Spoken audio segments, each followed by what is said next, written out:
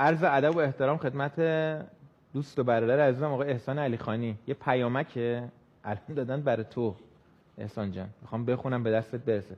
گفته احسان علیخانی عزیزم، ای عزیزتر از جانم، همه وجودم بی تو میمیرم.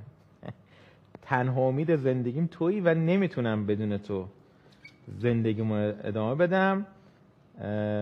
امیدوارم خدا به دلت بندازه بیای خواستگاریم و با هم ازدواج کنیم.